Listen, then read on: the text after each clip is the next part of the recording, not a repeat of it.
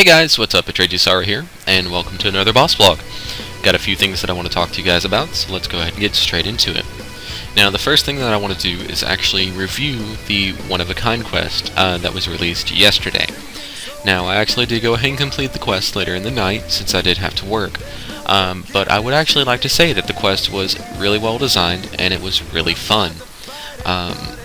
Now, there were a few points in the quest which actually did annoy me. One of them was actually having to go into the wilderness. Everybody knows that whenever there's a quest or minigame, anything like that's introduced, that basically has you have to go into the wilderness, a few people decide to take it upon themselves to try to play the role of PKer and kill you when you go out there. Now, luckily, the part of the quest that you have to do by going into the wilderness doesn't require you to carry any items other than the Dragonkin Premier. So there was really no loss of items or anything like that, just basically a minor inconvenience and annoyance from the other players. Overall, the quest was really well designed. There were actually a few points in the quest where you actually got a little bit more in-depth into the lore. Now, one of the main things that you find out in the quest is, spoiler alert, last of the Dragon Riders. Now, he's not really the last of the Dragon Riders whenever you get to the end of the quest, because their race does still exist, they're just slowly dying out. Now, at the end of the quest, you do have the option of basically having one of them stay with one of the Dragonkin to try and find a cure, but more than likely by the time they find a cure, the race is going to be dead anyway, so, you know, you're kind of wasting your time on that one. Overall, the puzzles in the quest were really good. The requirements on this were actually pretty low, to be perfectly honest. Even though the wiki said that you would only need like a low-level divination, they were actually wrong on that. You do need a higher divination than what they have listed. The dungeoneering requirement wasn't too high. The summoning requirement was a little high for some people, but 81 magic, you know, this day and age, by now, you should actually have that already. But like I said, the quest was really well thought out. It actually made use of some of the strange things that were actually in RuneScape to begin with, such as those giant statues, the mysterious statues like the ones near, like the one near Seer's Village, the one near the Tower of Life, the one near the Fishing Guild, the one on Kromja. So it actually made use of those. Now, one little thing that they did add with that is if you do complete all 4 of them, you actually get to get 10,000 bonus XP in a skill of your choice after you've completed that, which is actually pretty cool. We also saw the last of the White Dragons, which actually took the last of the Dragon Riders away to his home plane. So, you know, they're pretty much tying up loose ends with a lot of things in the lore, which is actually a good thing. And this was actually a very lore-heavy quest. There wasn't so much focused on combat, but, you know, it was actually really cool. They even got to a point where you were actually trying to help the Dragonkin by trying to relieve them of their curse, but, you know, it doesn't really work out because, you know, they're stuck with the curse permanently. That's just what Joss did to them. But the lore on the quest is really good. I really enjoyed actually going through this. Now, a few of the quest rewards that were actually worth it.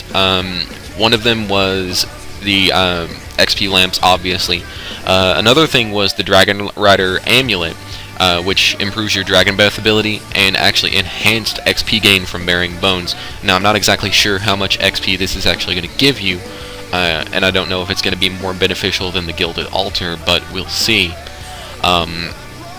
Another thing that was pretty much a reward with this, and this is where they felt the need to add the requirement of the 67 dungeoneering, were the celestial dragons that you actually see on screen.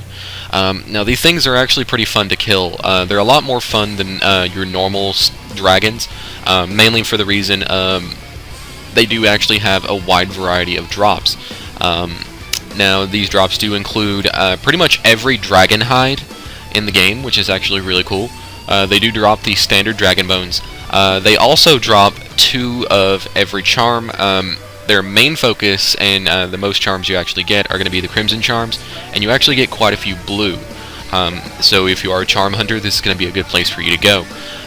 Not only that, they do drop quite a few items that are noted. such as unicorn horns, adamant bars, all of the dragon hides, Dagonoth hides, battle staff. They even drop the draconic visage. They also drop a dragon rider kit, which is an override item for the dragon rider armor.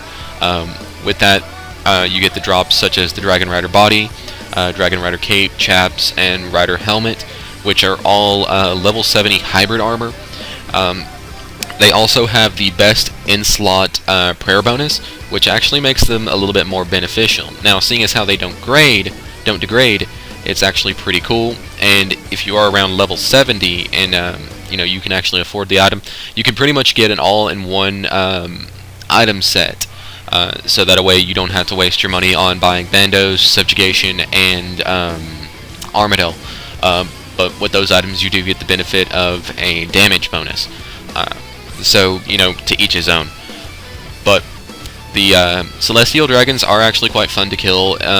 They were actually chosen by players when they did the January 2014 Power to the Players poll.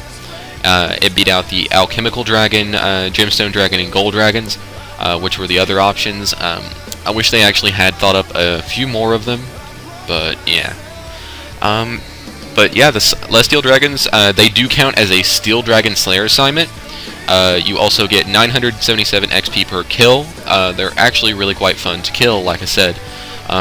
So I would definitely recommend going and checking those out. It's going to be a lot more fun than actually doing your standard Steel Dragon task. Reason for that is because you do have the option, well, the chance, rather, of actually getting a drop that's worth up to 6 mil, somewhere around there. So you do have that option, and it'll actually make it a lot of fun. They also drop Astral Runes, Cosmic Runes, 15 and 20 apiece. So the drops are really worth it, and I would actually recommend doing these over your standard Steel Dragon task. Now, the combat with them is a little bit weird. I recommend actually not doing melee against these, since they are pretty much a range-only creature. Reason for that is because they actually have a really high resistance to melee for some strange reason. Even, they are a magic creature, actually, because that's what they have listed. And range actually does really well. Arrows do really well, and bolts do really well against them as well. So pretty much take your pick on combat. Now, they do have one little thing that they can actually do where they freeze you in time. Now, this isn't really too much of a problem because they only freeze you for about 3 seconds. But if you are using super anti-fires, I would recommend paying attention to that, because if you are getting low on time, they can actually freeze you in place, and that can actually cause you to lose a few precious seconds, which could actually get you comboed out if they hit you with their attacks. But overall, like I said, the quest was good. I really enjoyed it. As for lore, I give that a 10. As for complexity on puzzles, I'll give that a 10 as well. It wasn't too complex, but it was actually really fun to decipher the puzzles anyway. And as for gameplay for the quest, I would give that a 10 as well. Like I said, the lore really drove the quest home, and it actually made it a lot more fun. And pretty much getting the chance to actually kill a new dragon, as well as gain access to a new resource dungeon, was really good as well.